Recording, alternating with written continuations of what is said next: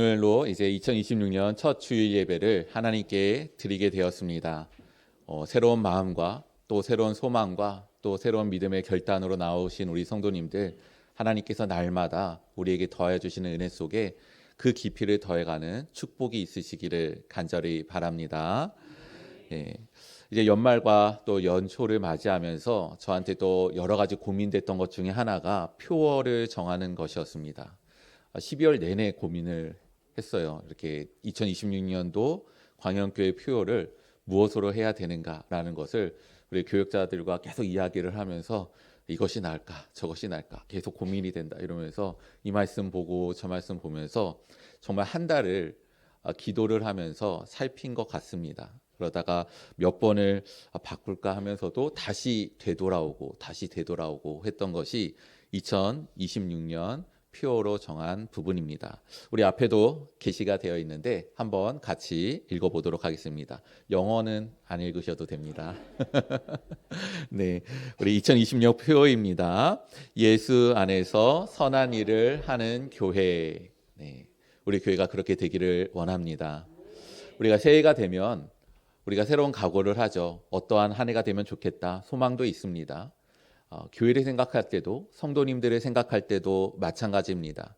표어에 교회라고도 정했지만 원래는 성도에 대한 부분도 적으려고 했는데 그랬다간 현수막이 모자랄 것 같아요. 그래서 교회라는 부분으로만 표현을 했습니다. 하지만 우리가 알다시피 교회의 머리는 예수 그리스도이십니다. 그리고 교회의 몸은 지체는 성도이죠. 그렇기 때문에 교회와 성도는 분리되지 않습니다. 하나님의 구원과 신앙의 역사가 개인에게 나타나면 성도에게 이루신 것이고 성도와 성도들이 또 연합하며 또 시대를 흘러가며 세대와 세대를 아우르게 되면 그것은 교회가 되는 부분입니다. 그렇기 때문에 예수 안에서 선한 일을 한다라는 것이 성도이며 교회다라고 바라보시며 올 한 해 믿음의 선한 또 은혜가 있으시기를 바랍니다. 그래서 오늘은 우리가 2026년도 주일 예배를 시작을 하면서 표어로 말씀을 같이 나누고자 합니다. 그래서 교회가 1년 동안 힘써서 나아가야 될 부분이 무엇인가? 우리 성도님들도 말씀 가운데 같이 바라보시며 올 한 해 우리가 이렇게 믿음 가운데 집중하고 은혜를 이루어야 되겠다. 이렇게 여기시면서 나아가는 그런 시간이 되기를 바랍니다. 오늘 우리가 에베소서 말씀을 읽었습니다. 에베소서는 사도 바울이 이제 에베소 지역에 있는 성도들에게 쓴 서신입니다. 이 에베소서는 빌립보서와 골로새서, 빌레몬서와 함께 옥중 서신이다. 사도 바울이 감옥에서 쓴 서신이다라고 분류가 됩니다. 그리고 특별히 골로새서와 빌레몬서는 이 에베소서와 동시대에 쓴 서신서로 이렇게 알려져 있습니다. 이 에베소서에 있어서 핵심 주제 문구는 그리스도 안에서라는 표현입니다. 그리스도 안에서. 이것이 좀 더 확장되면은 그리스도 예수 안에서 그리스도와 함께 그와 함께 그에 더불어 아무튼 등등 그러한 의미로서 표현으로서 이제 반복되어지면서 강조되어 있는 것, 그것이 에베소서의 말씀입니다. 그래서 오늘 말씀도 이 그리스도 안에서라는 것이 우리 성도와 교회에 있어서 어떻게 나타나고 또 우리가 어떻게 따라가야 될 것인가, 이 부분들을 말씀 가운데 살펴보고자 합니다. 첫 번째로 그리스도 예수 안에서라는 것은 그리스도 예수를 통해서 혹은 그리스도 예수에 의해서라고도 할 수 있습니다. 우리는 또 우리 성도님들과 교회는 우리가 복음 가운데 언제나 은혜가 충만하며 그 복음으로 주는 그 기쁨과 또 충만한 그 감격이 넘치시기를 바랍니다. 우리는 언제나 예수 그리스도를 바라볼 때마다 그리고 십자가를 바라볼 때마다 더 나아가 복음을 묵상하며 그 가운데 나아갈 때마다 우리들을 향한 하나님의 사랑과 은혜의 설렘과 감사와 또 감격과 그래서 하나님께서 우리를 통해서 어떤 일들을 이루실 것인가에 대한 감흥으로 나아가야 되는 것입니다. 복음이 없이는, 예수 그리스도가 없이는 우리는 아무런 존재적 그리고 실효적 의미가 없습니다.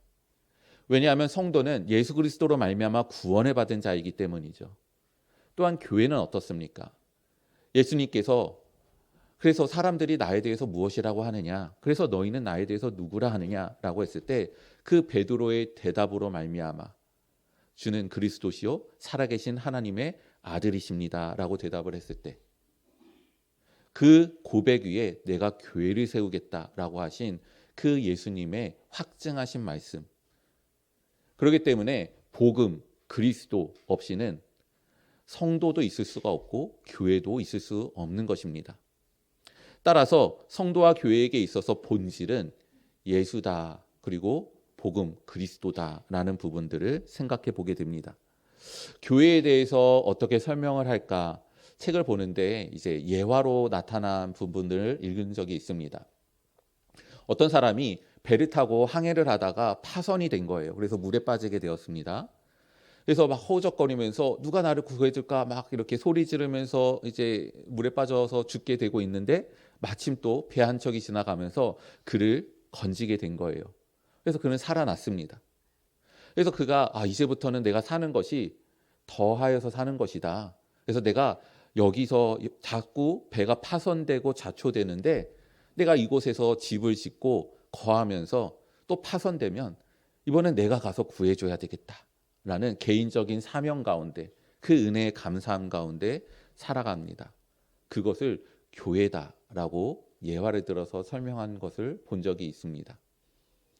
교회의 본질 그리고 교회의 시작과 그 모든 중심에는 예수 그리스도가 있는 것입니다. 나를 구원하신 그 구원으로 말미암아 불러 모인 이 교회, 우리는 그 가운데 믿음의 고백을 이루는 것이죠. 또 본질에 대한 것을 이렇게 설명을 들은 적이 있습니다. 본질은 모든 잠겨진 문을 여는 마스터키다라는 것이죠. 우리가 호텔 가면은 그런 일은 없어야 되겠지만 실수로 이렇게 키를 꽂아놓고 문을 닫아버리는 불상사가 일어나게 되면 그런 프론트에 가서 이야기를 하죠. 제가 그 일을 했습니다. 라고 했을 때 이제 마스터 키를 줘서 이제 열어주거나 아니면 요새는 번호를 입력해서 가서 이제 있으면 열립니다. 뭐 이렇게 얘기를 하더라고요. 제가 당한 건 아니고요. 들었어요. 네. 그렇습니다. 마스터 키라는 것은 모든 잠긴 문을 열 수 있는 단 하나의 만능적인 키인 것입니다. 복음이 그런 겁니다. 예수 그리스도의 십자가, 하나님께서 보이신 사랑, 그래서 죽은 자를 살리시는 능력, 그로 말미암아 영원토록 이루시는 하나님의 그 구원의 역사. 복음은 하나님의 능력입니다. 근데 우리가 그 능력을 의지하여 그래 내 삶에 있는 모든 문제들을 해결하고 열고 이렇게 살아야 되는데 우리는 그 복음만을 붙잡고 살지를 못할 때들이 많이 있습니다. 왜 그런가? 왜 우리는 그 복음의 능력을 경험하지 못하고 시도하지 않고 또 모르고 있는가? 그 이유는 우리가 그 복음 안에 나타난 하나님, 우리가 충분하게 정확하게 알지 못하기 때문입니다. 첫 번째로는 구원을 받기 전에 내가 그 죄인인 내가 죄와 허물로 말미암아 죽어 있었기 때문이죠. 이것은 우리가 구원받기 위해서 아무런 의로움의 행위를 할 수 없었다라는 상태에 대한 이야기도 합니다. 하지만 존재적인 이야기이기도 해요. 우리가 이제 뭐 보게 되면 응급실에 이제 불의의 사고로 이렇게 굉장한 중환 가운데 실려갈 때가 있죠. 그때 호흡이 멈춰서 그래서 심폐소생술을 막 할 때가 있잖아요. 볼 때. 근데 심폐소생술을 한다는 것은 의식도 없고 자가호흡도 안 되는 상황 가운데 어떻게 해서든 살리려고 하는 마지막 애씀 이런 부분들이죠. 근데 그렇게 중한 상태 가운데 회복이 됐습니다.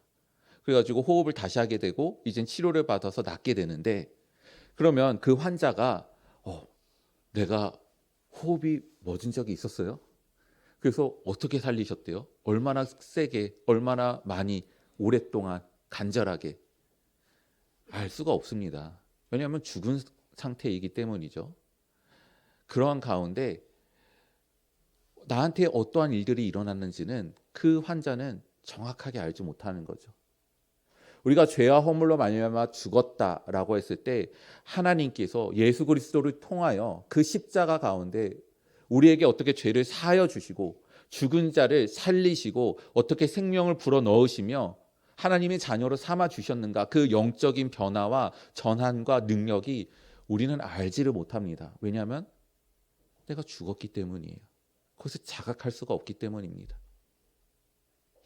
다만 환자가 이 의사가 나를 위해서 정말 최선을 다했구나, 이렇게 오랫동안 시간 가운데 나를 살리려고 애를 썼구나, 어떻게 확인할 수 있습니까?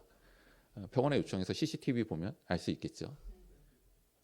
우리가 예수님의 그리고 하나님의 은혜를 알기 위해서, 그 복음의 능력에 대해서 알고 내 삶에 적용을 하고 그 능력 가운데 살기 위해서는 알아야 됩니다. 하나님의 사랑이 무엇인지, 하나님의 은혜가 무엇인지, 그 능력이 무엇인지를 알아야 되는 거예요. 그저 우리가 십자가에 달리셔서 나를 위해서 죽으셨구나, 그가 살아나니 나도 살아나겠구나 아는 것이, 그것이 우리에게 복음의 능력이 되지 않습니다. 성도는 그 살리시는 능력을 깨달아야 돼요. 결과만으로 내가 살아났구나가 아니라 하나님께서 이렇게 나를 사랑하시며 이렇게 능력 가운데 이루셨구나라는 것을 알아야 되기를 힘써야 되는 것입니다. 이 힘써야 되는 이유가 또 하나가 있는데, 그 두 번째 이유는 무엇이냐면, 사람은 자기의 수준에 의해서 생각하고 판단하고 이해하기 때문이에요. 우리는 사랑을 하죠. 근데 그 사랑이라는 것이 우리가 사용하는 언어, 그래서 내가 할 수 있는 정도 양것입니다. 우리 이제 속담 중에 곡간에서 인신남다라고 하는 부분이 있잖아요. 그렇죠? 이게 결국은 무엇입니까? 우리가 선한 마음이 있어요. 누군가를 도울 의지도 있습니다. 행동을 해요. 근데 어디까지 한다는 거예요? 네, 내가 가지고 있고 내가 여유가 있고 내가 여기까지는 할 수 있다라는 그 선까지 우리는 양선을 베풀 수 있다라는 것입니다. 한계가 있다라는 거예요. 그렇기 때문에 하나님께서 나를 사랑하신다, 나를 위하신다, 은혜를 베풀어 주신다, 그것을 우리는 나의 범주 안에서 자꾸 생각을 해요. 아니면 내가 경험을 한 것 내에서 자꾸 생각을 합니다. 그러니 복음이 능력이 되지 못하는 것입니다.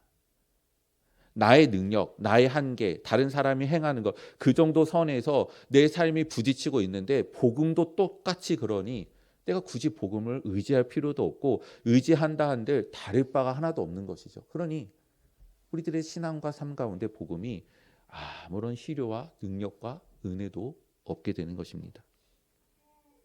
오늘 말씀에 보게 되면은 4절에 긍휼이 풍성하신 하나님이 우리를 사랑하신 그 큰 사랑을 인하여라고 기록이 되어 있습니다. 근데 이 4절에 시작할 때 우리나라 성경에는 해석되어지지 않은, 원문에는 기록된 한 단어가 있어요. 그 단어가 무엇이냐면 가장 처음에 나오는 단어입니다. 그러나라는 단어예요. 4절을 시작할 때 원문에서는 그러나 긍휼이 풍성하신 하나님이라는 단어를 쓰고 있습니다. 우리가 그러나라는 단어를 언제 씁니까? 앞에 어떤 내용이 먼저 있죠. 근데 앞으로 이야기할 것이 그것과는 상반된 내용입니다. 근데 상반된 내용일 뿐만 아니라 더 강조하는 내용인 것이죠. 우리가 어떤 이야기를, 사람과 이야기를 나누는데 한창 이야기 나눠서 막 마음이 위로받고 좋고 막 그러는데 갑자기 그런데 그러면은 앞에 내용들이 다 사라지고 저 사람이 뭘 얘기하려고 하지? 나한테 뭘 빌려달라고 할 건가? 아니면 뭐 섭섭한 마음을 표현할 건가? 아니면 뭐 하려고 하나? 그렇죠? 앞에 내용은 이 뒤 이야기를 하려고 그냥 깔아놓은 거구나. 그러니까 뭐 이렇게 받아들여질 때가 있지 않습니까? 오늘 말씀에서도 보면 그러나라는 단어를 쓰면서 이제부터 사도 바울이 힘 주어서 이야기하려고 하는 것은 죄와 허물로 말미암아 죽었던, 그래서 그 사이에 살고 있었던 우리 자신에 대한 문제가 아닙니다. 2절과 3절에서 우리가 죄와 허물로 죽었던 상태가 어떤 상태였는가가 기록이 되어 있죠. 공중 권세에 잡은 자를 따랐습니다. 그리고 육체와 마음에 원하는 것을 했죠. 그래서 어떻습니까? 우리들은 본질상 그 하나님의 진노의 자녀였습니다. 근데 어떻게 됩니까? 4절에 들어오며 그러나 그러한 존재인 너희를 향하여서, 우리를 향하여서, 그런데 그러나 하나님께서 긍휼의 풍성하심을 베푸신다라는 것입니다. 마땅히 받을 자가 아니라 하나님께서 긍휼의 풍성하심을 우리에게 베푸셨다. 근데 그것이 어떠한 긍휼의 풍성하심인가? 4절에 보니 우리를 사랑하신 그 큰 사랑으로 말미암아, 큰 사랑으로 우리를 사랑하신다는 것이에요. 그리고 더 나아가서는 무엇이라고 말씀합니까? 하나님께서 우리에게 자비하심을 베풀어 주셨대요. 근데 이 자비하심이 무엇입니까? 우리도 자비를 베풀 때가 있죠.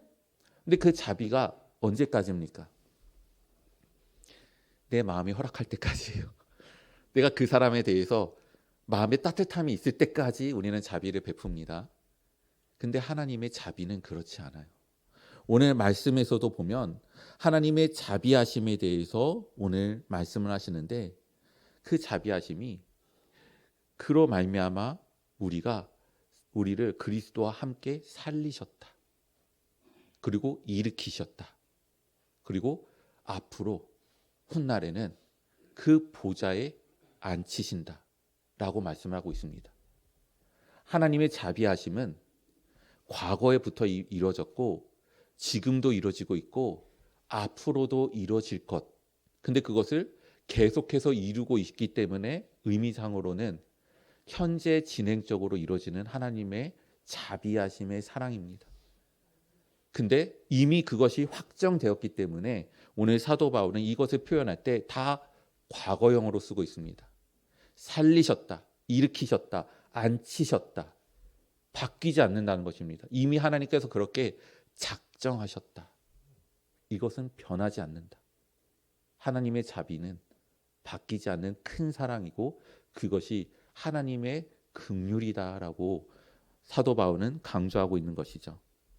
더 나아가서 그 은혜의 지극히 풍성함 가운데 우리를 두고 계시다라고 말씀을 하고 있습니다. 그래서 복음은 그리스도를 통해서 우리는 구원을 받는 것입니다. 그리스도가 없이는 성도는 존재할 수 없으며 교회도 존재할 수 없으며 어떠한 소망도 의미도 가치도 없는 것입니다. 그래서 우리는 올 한 해 그 복음에 대한 믿음 가운데 서기를 또 간절히 소망하며 이루어 갈 것입니다. 그래서 춘계특별 새벽 기도회 때 우리가 봄에 그 부활절을 맞이하며 우리가 십자가를 묵상하고 그 예수 그리스도의 고난과 죽으심, 부활에 대한 그 복음에 대한 원초적인, 그리고 그 복음을 통하여서 예수를 만난 사람들이 어떻게 변화되어질지를 그 은혜 속에 우리가 봄날에 같이 나누고자 합니다. 그래서 우리가 그 십자가를 붙잡으며 복음 가운데 다시 서며 그 복음으로 우리들의 삶의 문제들을 해결해 나가는 믿음의 선한 역사들을 우리가 올 상반기에 믿음 가운데 나아가는 은혜가 되시기를 간절히 바랍니다. 우리가 이제 두 번째로 그리스도 예수 안에서라는 것은 그리스도 예수와 함께라는 것입니다. 하나님의 사랑이 허물과 죄에 죽은 자를 살리셨습니다. 근데 우리가 작년에 창세기의 말씀을 보면서 강조되어진 바가 하나님께서 뜻하신 것 말씀하시면 그대로 이루어지는 하나님의 능력에 대해서 우리가 나누었습니다. 근데 하나님께서 우리를 구원하시는데 그래 너희가 안타깝다. 너희가 죽었구나. 너희가 살아나야 되겠다. 살아나라. 말씀으로 행하신 것이 아니라 예수 그리스도를 이 땅에 보내실 뿐만 아니라 그를 죽이시고 살리심으로 그의 생명을 우리에게 주입시키는 방법으로 우리를 살리신 것이죠. 왜 그러냐면 함께 이제는 살아가게 하시기 위한 것입니다. 오늘 말씀에도 그것이 강조되어 있죠. 그리스도와 함께 너희를 살리셨다는 거예요. 그리스도와 함께 너희를 일으키셨다는 것입니다. 그리스도와 함께 보좌에 앉을 것이다. 그 함께라는 단어를 하나님께서 지금 사도 바울을 통해서 우리에게 강조하고 계신 것입니다. 제가 이 금요심야 기도회 때 들은 예화이긴 합니다. 금심 때 그러니 나오셔야 돼요. 이제 금심을 마치고 집으로 돌아가고 있는데 제가 운전을 하고 옆에 이제 초등학생 아이가 타고 뒤에 아내가 타서 이제 한 차로 이동을 하고 있습니다. 이동을 하고 있는데 보이는 풍경이 있어요. 그래서 뭐 간판을 보기도 하고 뭐 사람을 보기도 하고 달도 보기도 하고 이러면서 갑니다.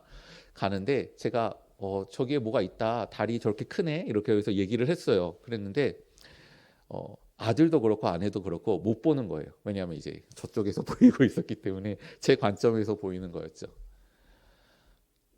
그 차가 얼마나 넓겠습니까? 뭐 1m밖에 안 되거든요. 그 옆에 그 시야적으로 가위를 보더라도. 근데 저는 보는데 옆에 앉은 아들도 그 뒤에 앉은 아내도 보지를 못하더라고요. 함께라는 단어는 단순히 같이라는 단어가 아닙니다. 그냥 옆에 있어서 뒤를 따르면서 그냥 같은 곳을 바라보고 같은 곳으로 가로름을 떼고 이 정도가 아닙니다. 함께라는 단어는 일체인 거예요. 예수님께서 우리에게 생명을 불어넣으시고 그 피로 우리에게 주입시키셔서 살리셨기 때문에 우리는 그리스도의 것입니다.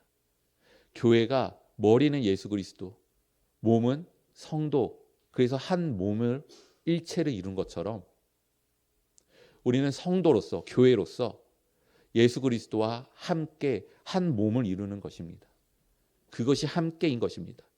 머리 대신 예수 그리스도께서 생각하시고 뜻하시고 원하시고 느끼시고 의지를 가지시고 열정을 품으시고 이루시는 모든 것들을 우리가 동일한 마음으로 동일한 생명력으로 동일한 의지로 동일한 열정으로 같은 관점으로 판단으로 생각으로 그것을 이루어가는 것, 그것이 함께라는 단어인 것입니다. 우리 성도님들 예수님과 분리되지 않는 축복이 있으시기를 바랍니다. 어떤 것들을 생각하고 그 마음에 품어 마음의 생각을 갖고 또 누리시며 또 의지를 가지시며 이루시는 모든 것들 가운데 하나님 안에서 품어지며 그 안에 있어서의 자유함과 기쁨이 있으시는, 우리가 법에 대해서 잘 준법하는 사람들은 이렇게 야심한 밤에 차도 없는 신호등 앞에서 갈등을 느끼지 않습니다. 그냥 지키는 거죠. 당연히 지키는 겁니다. 이렇게 차를 운전하든 이렇게 그죠? 그 카메라가 있든 없든 경찰차가 저기에 서 있든 않든 상관이 없어요. 그죠? 내가 법에 이거를 어기면 이건 죄인데 그것을 생각해서 지키는 게 아니라 그냥 지키는 것. 그래서 범의 범주를 넘어서는 거잖아요. 마찬가지입니다. 우리가 예수 그리스도와 함께 하나를 이룬다는 것은 우리가 그래야 되는데 그래야 하는 건가? 이런 것이 아니라 그렇게 살아가는 것이고 살아지는 것입니다. 근데 그러려면 또 부단한 노력이 필요해요. 먼저는 하나님의 뜻이 무엇인지를 알아야 됩니다. 그래서 말씀을 읽어야 돼요. 근데 말씀만 읽어서는 아는 겁니다. 지식이에요. 하나님께서 나를 사랑하시는구나. 예수 그리스도께서 나를 위해서 죽으셨구나. 기도는 해야 되는 거구나. 응답을 하신다고 하셨구나. 아는 겁니다. 그 말씀을 가지고 우리가 기도를 할 때 그때 비로소 내가 깨달은 것이 내 마음에 심겨지기 시작을 하는 것입니다. 내 언어로 바뀌어져야, 내 언어로 그것을 변화돼서 나의 고백으로 그 말씀을 간구하고 붙잡아야, 그래야지 내 믿음이 되고 나의 복음이 되는 것입니다. 우리가 그래서 말씀과 기도에 올해 집중하며 또 은혜를 나누고자 합니다. 믿음 가운데 선하게 세워지는 축복이 있으시기를 또한 간절히 바랍니다. 세 번째로 그리스도 예수 안에서라는 것은 그리스도에 이르기까지입니다.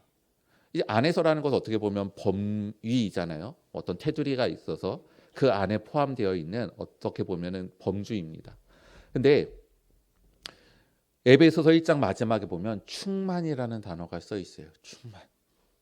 충만이라는 것은 여기 물이 있는데 가득 찬 것이 또 충만이지만 넘치는 것입니다. 넘치는 것. 넘쳐 흐르는 것. 하나님의 주권이 이 땅 가운데 미치지 않는 곳이 없는 것과 같이 동등하신 예수 그리스도의 은혜와 역사가 미치지 않는 곳은 없습니다. 그것이 충만입니다. 그리고 오늘 말씀 가운데 또한 강조되어지고 있는 것이 풍성이라는 단어입니다. 오늘 2장 7절의 말씀을 보면 이는 그리스도 예수 안에서 우리에게 자비하심으로 그 은혜의 지극히 풍성함을 오는 여러 세대에 나타내게 하려 하심이라라고 말씀합니다. 그리고 에베소서 1장 17절에서 19절 말씀을 보면 우리 주 예수 그리스도의 하나님 영광의 아버지께서 지혜와 계시의 영을 너희에게 주사 하나님을 알게 하시고 너희 마음의 눈을 밝히사 그의 부르심의 소망이 무엇이며 성도 안에서 그 기업의 영광의 풍성함이 무엇이며 그의 힘의 위력으로 역사하심을 따라 믿는 우리에게 베푸신 능력의 지극히 크심이 어떠한 것을 너희로 알게 하시기를 구하노라 라고 되어 있습니다. 풍성하다, 크다, 넘치게 되는 것들. 하나님께서 우리에게 이루시는 은혜의 역사인 것입니다. 그래서 우리는 말씀과 기도를 통하여서 믿음을 우리들의 언어 가운데 세울 뿐만 아니라 우리 성도 간의 친교의 힘을 써야 됩니다. 왜냐하면 우리가 하나님의 자녀로서 기업의 풍성함이 성령의 역사 가운데 열매로서 나타납니다. 근데 이 열매로서 나타나는 그 열매들이 무엇입니까? 사랑이 있죠. 온유가 있습니다. 절제가 있어요. 이 모든 단어들, 그 성령의 열매들은 사람과 사람의 관계 가운데 나타나는 것입니다. 저는 분명하게 믿고 또 고백하고 저도 또한 그렇게 소망하는 것이 있습니다. 좋은 신앙을 가진 사람은, 성령에 충만한 사람은 좋은 성품을 반드시 가집니다. 왜냐하면 성령의 열매가 우리 가운데 성품의 열매로 나타나기 때문이에요. 그렇기 때문에 그 풍성한 것이 있는지 어쩐지 체험되는 유일한 방법은 무엇입니까? 성도와 성도와의 교제 가운데, 우리가 세상에서 삶을 살아가는 관계 가운데 우리가 그 사랑을 성령의 사랑으로서 이루어갈 때, 그때 우리에게 하나님의 은혜가 이렇게 있구나라는 것들을 깨닫게 되는 것입니다. 그러니 친교도 우리에게 이루어야 될 하나님의 은혜의 요소입니다. 뿐만 아니라 헌신이 그렇습니다. 봉사와 헌신이 그렇습니다. 헌신과 봉사가 없는, 행위가 없는, 실천이 없는 삶은 메마르게 되어 있습니다. 그러면 교만하게 되고 판단하는 자로 서게 되는 거예요. 내 삶이 왜 내 신앙이 메마른가라고 했을 때 다른 이유가 없습니다. 행위로서 이루어지지 않기 때문이에요. 그것이 나의 실천 가운데 나아가고 있지 않기 때문입니다. 우리가 하나님의 말씀에 순종하고 헌신하고 봉사를 이룰 때 비로소 내가 얼마나 경건에 있어서 무능한 자인가, 내가 얼마나 비천한 자인가를 깨달으며 하나님의 은혜의 긍휼하심을 비로소 알게 됩니다. 그리고 그렇게 헌신할 때 우리들이 마치 그 역청을 겹겹이 발라 물이 새지 않도록 보호하는 것처럼 우리들의 신앙이 보호되는 것입니다. 제가 이제 말씀을 예전보다 더 많이 전하고 있죠. 부목사일 때보다는 많은 말씀을 전하고 있습니다. 그러다 보니까 뭐 예전에도 말씀을 계속 끊임없이 묵상하고 설교를 준비했지만 더 많이 준비하고 더 많이 생활을 하게 돼 있어요. 더 경건해지는 것을 제 자신으로도 느낍니다. 우리가 하나님께 집중하고 헌신을 이루고 그 자리에 서 있을 때 우리들은 그 믿음 가운데 견고하게 서게 되는 은혜를 누리게 되는 것입니다.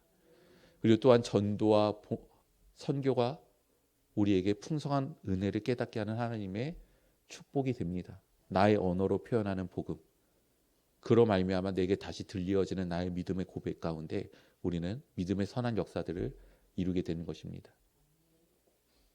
내가 만일 신앙이 뭔가 삐그덕거리고 고달프고 어렵다라고 하는 것은 말씀드린 5가지의 그 바퀴에 살이 빠져 있기 때문이에요. 말씀과 기도와 친교와 헌신 봉사와 전도와 선교, 여기 중에 단 한 가지라도 빠지게 되면 그 바퀴는 찌그러지게 됩니다. 그러면 우리는 신앙의 생활을 열심 가운데 내나 앞으로 나아가지 못하고 턱턱 걸리면서 계속해서 힘만 쏟게 되는 그러한 신앙의 삶들을 살아가게 됩니다. 하나님 앞에 우리가 올해 이 5가지들을 믿음 가운데 이루시는 축복이 있으시기를 바랍니다. 아까 교회에 대한 예화를 들었잖아요. 근데 그 교회에 대한 예화가 솔직히 뒤에 더 있습니다. 어떤 내용이 있냐면 그래서 그 사람이 거기다 집을 짓고 살아요. 그랬더니 사람들이 그 뜻을 알고 아 그러냐 정말 좋은 뜻이다. 나도 그곳에서 있으면서 내가 같이 돕겠다. 사람들이 한두 사람씩 더 모이기 시작합니다. 그래서 규모가 많아져요. 근데 규모가 많아지는데 그러면 이 사람들이 먹고 살아야 될 거 아니에요.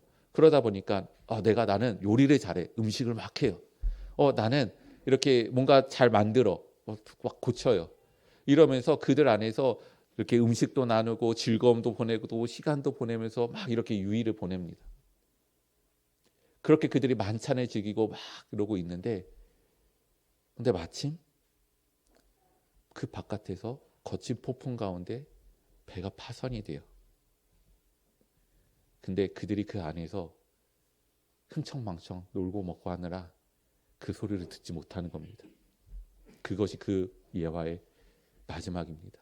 오늘날의 교회가 그렇다는 것입니다.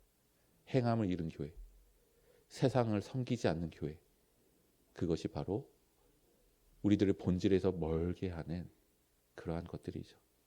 우리는 그렇기 때문에 믿음을 아는 것뿐만 아니라 고백하는 것뿐만 아니라 실천하는 것 가운데 나아가야 되는 것입니다. 그럴 때 하나님께서 우리로 하여금 오는 세대 가운데 그 풍성함을 나타나게 하겠다라고 말씀을 하십니다. 교회는 역사 가운데 세워집니다. 광영교회도 38년, 이제 39년을 향하여서 그 역사 가운데 나아가고 있는 것이죠. 저는 규모가 큰 교회에 있었는데 그 교회가 처참하게 무너져 가는 것도 그 안에서 있었습니다. 그리고 처참하게 무너진 교회가 다시 세워져 가는 것도 그곳에서 있었던 적이 있습니다. 교회는 사람이 세우는 것이 아닙니다. 교회는 사람이 무너뜨리는 것도 아닙니다. 이 세상의 교회라는 모습으로 성도들이 모여 예배를 드리고 믿음 가운데 서 있다라는 것은 하나님께서 그 교회를 세우시고 붙잡고 하나님의 은혜의 풍성함과 그 극렬하심의 베푸심 속에서 그 교회를 붙잡고 계시는 것입니다. 그것이 어떤 모습과 어떤 모양으로 바뀌든 간에 교회는 하나님의 영광입니다. 그 누구도 하나님의 영광으로 삼은 것을 흠할 수 없으며 그것에 대해서 모욕할 수 없으며 판단할 수 없으며 재단하여 흩을 수가 없는 것입니다. 광영교회는 그런 곳입니다. 우리가 지난 날에 혹은 우리들의 모습에 무엇이 어떻다. 그것은 우리들의 교만이고 죄입니다. 광영교회라는 이름 가운데 서 있고 지난날 39년으로 그리고 우리가 선교의 역사로 이를 통하여서 믿음의 세대를 이어오고 우리가 예배 가운데 이루었던 모든 순간들은 하나님께서 우리에게 이루신 교회로서의 영광과 축복인 것입니다. 우리가 올해도 이 교회를 통하여서 이룬 하나님의 은혜 가운데 속한 성도로서의 축복이 있기를 바랍니다. 성도는 교회와 분리되지 않습니다. 교회가 은혜 충만하면 성도는 생명력을 얻습니다.